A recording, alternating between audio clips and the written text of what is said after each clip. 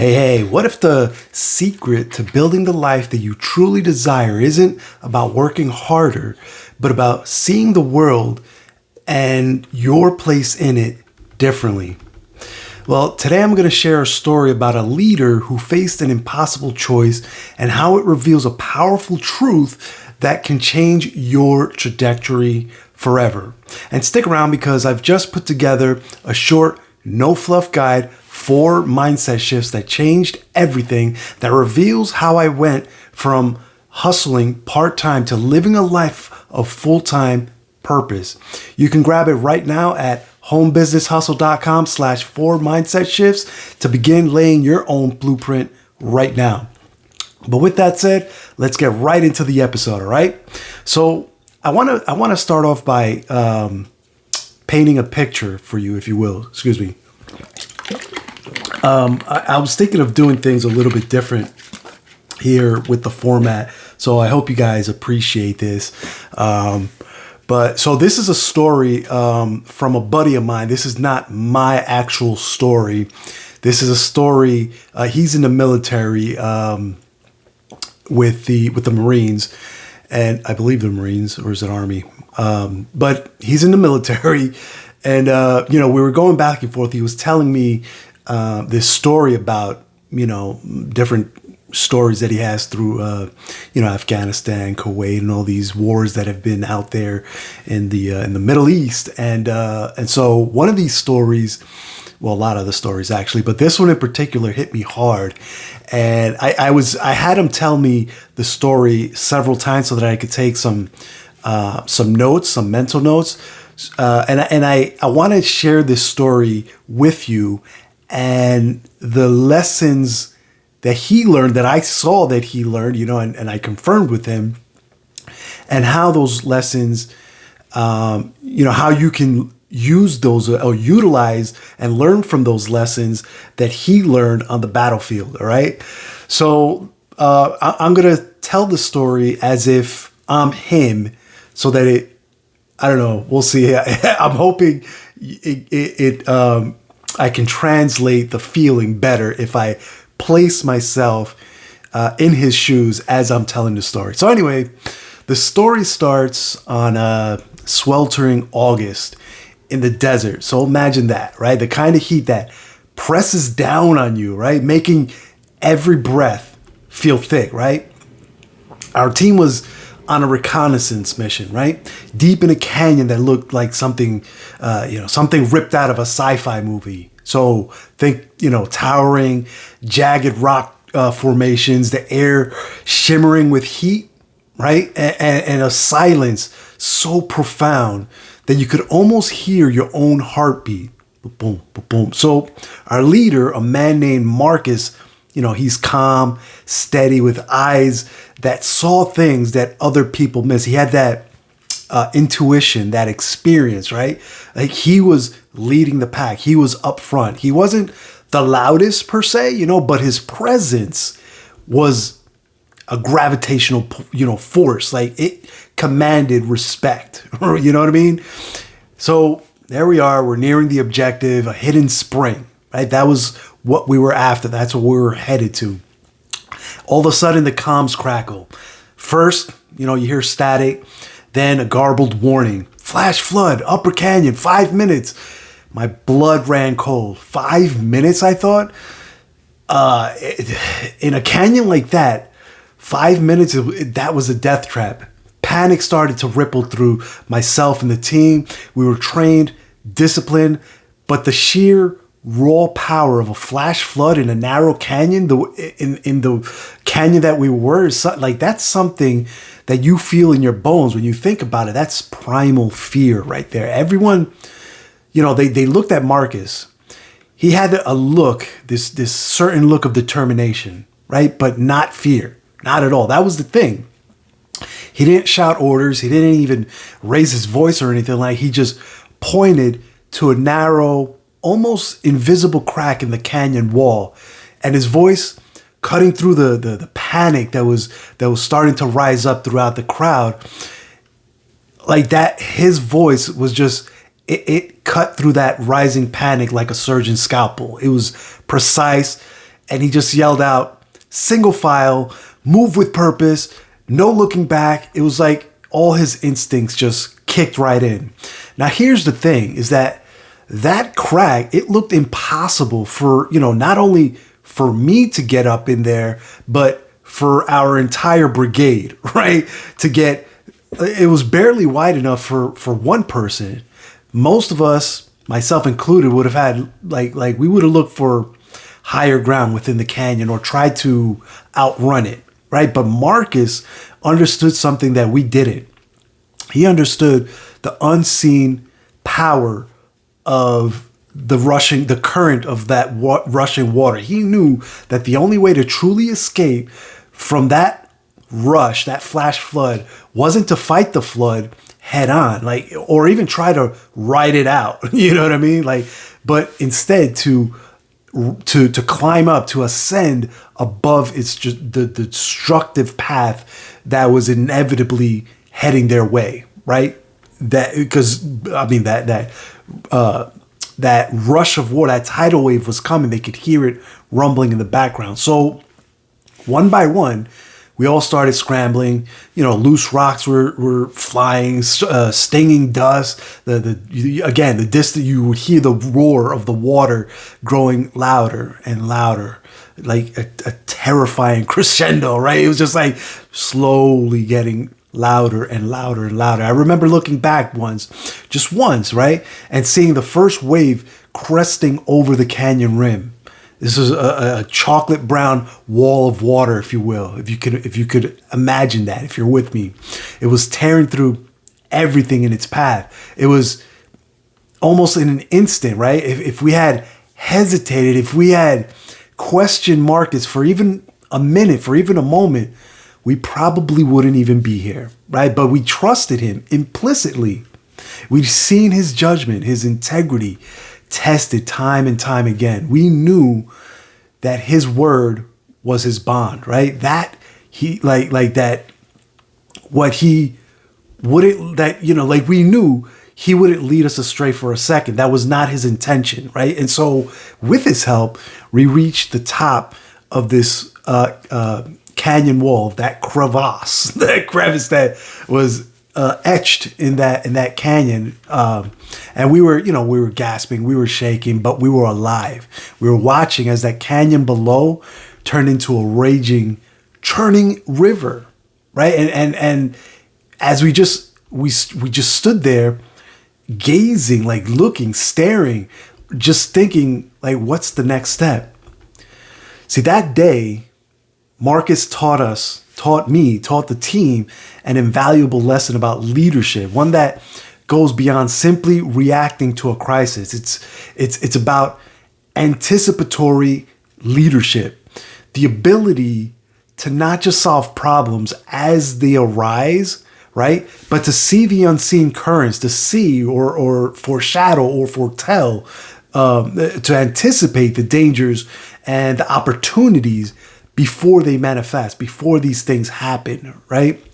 He didn't just react to the flood warning, right? He had already thought about this. He had already developed a deep understanding of the lay of the land. He understood what he was getting into, right?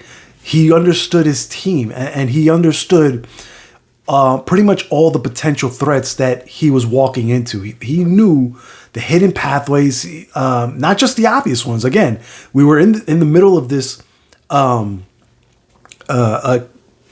guess, trail, you would call it, and between canyon walls. And he realized, he was like, I know there's a crack, right? Because he just kind of looked around real quick, and he's like, that's the exit right there. You know what I mean? And so most people, most businesses are stuck in a reactive loop, right? They're constantly putting out fires, chasing trends, and feeling overwhelmed by external forces, right? They're looking for higher ground, if you will, within the flood, instead of finding a way to rise above it. You with me? Marcus's approach wasn't about speed or brute force or anything like that. It was about clarity. It was about conviction and a purpose bigger than just the immediate objective. He led with a quiet confidence that inspired trust, not just compliance, right? The way that he carried himself, the way that he led that team, people trusted his judgment calls, right? He had built a world, if you will, a culture of unwavering integrity and decisive action, right? Where his guidance was implicitly followed because it always led to the greater good. Like it always ended up well, if you will, right? Now, I have to say, I'm not in the military. This is a great war story, in my opinion, that like I said, I got from my buddy. But it's a great illustration of the leadership in action, right? And so how do we apply this in our lives, in our businesses, right? How do we build our own high ground so we're not constantly at the mercy of the unforeseen currents, if you will, whether that's a volatile economy, shift in markets, tariffs, simply the daily grind that leaves you feeling exhausted? How is it that we can rise above that? Well, it starts with cultivating, again, anticipatory leadership within yourself. This isn't about having a crystal ball, right? It's about developing the mindset and habits that allow you to see beyond the immediate horizon, right? You need to deepen your awareness. Just like Marcus knew that the canyon, right?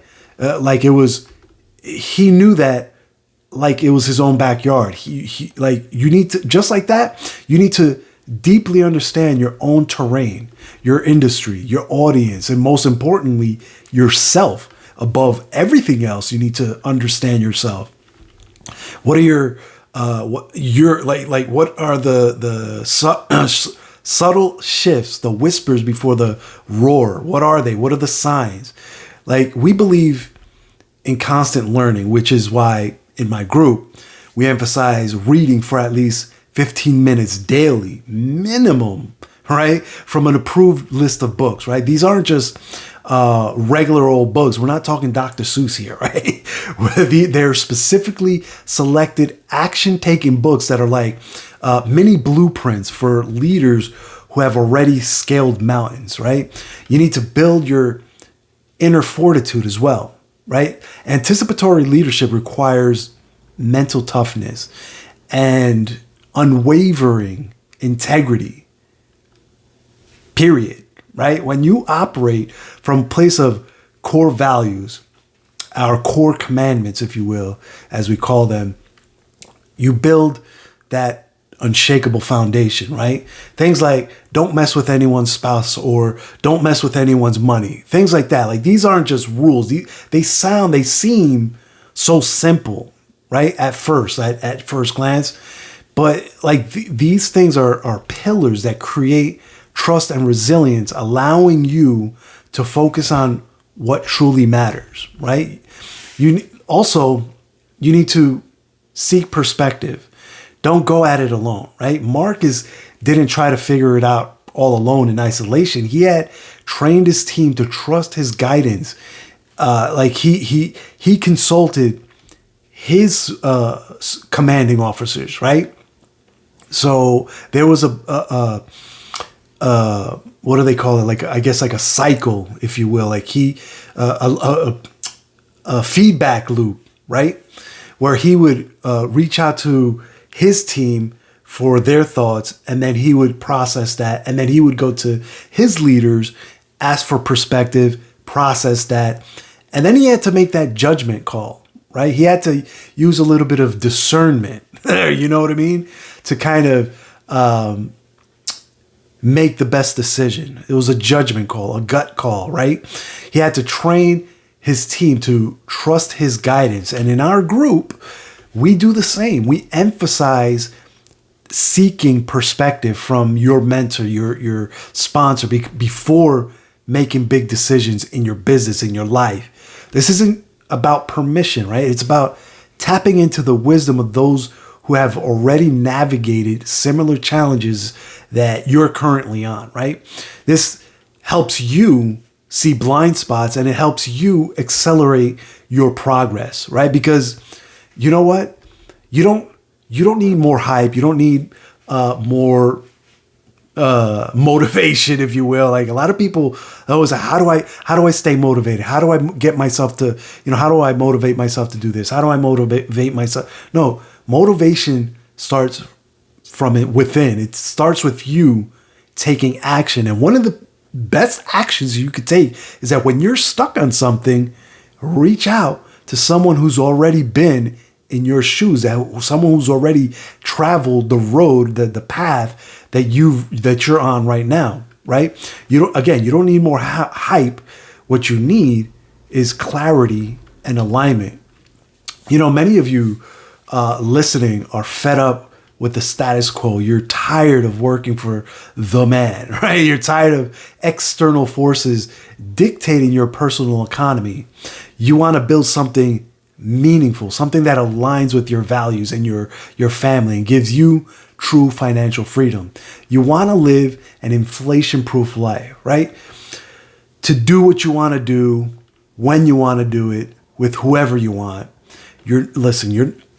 I hear you. I know. I was in your shoes. I know a lot. Like, you're not lazy. It's just you're tired of building alone, and you're absolutely right. You're not meant to do this alone, right? The path to true freedom, to building that unshakable personal economy, isn't about chasing shiny objects or working yourself into a burnout. It's about shifting your mindset, leaning into mentorship, building discipline without sacrificing your life, and understanding the people, understanding that people they don't just follow products. They don't just follow services. They follow vision. They follow other people. They follow leaders, right? And so with that said, I've put together a powerful short guide for mindset shifts that changed everything. This isn't a blueprint or a pitch. It's just a conversation that might just change how you see your time, your habits, and your future, right? It'll show you the exact top mindset shifts that help me go from part-time hustle to full-time purpose, helping me build something that something meaningful in the margins of time throughout the day. Inside, you'll discover why success isn't about money, but about margin, time, right? And how to stop trying to figure it all out on your own and start leaning into mentorship, because Googling your way to success is exhausting and pretty much impossible, if you will. I guess it's possible. You'll eventually reach that level, I suppose, in 10, 15, 20 years if you're willing and have that time to put in that effort. Or you can get your guide and get get a leg up on all that right off the bat. This guide is your first step into a world where integrity leads to trust, and trust leads to true financial liberation. To get your hands on this essential guide and take your first step towards building a life that truly aligns with your vision, simply head over to homebusinesshustle.com/4mindset-shifts. One word. That's homebusinesshustle.com/4mindset-shifts. Go there now, because it's time to build your high ground. All right. That's it for today. I hope you got some value out of this, and I'll catch you on the next video. Take care now. Bye.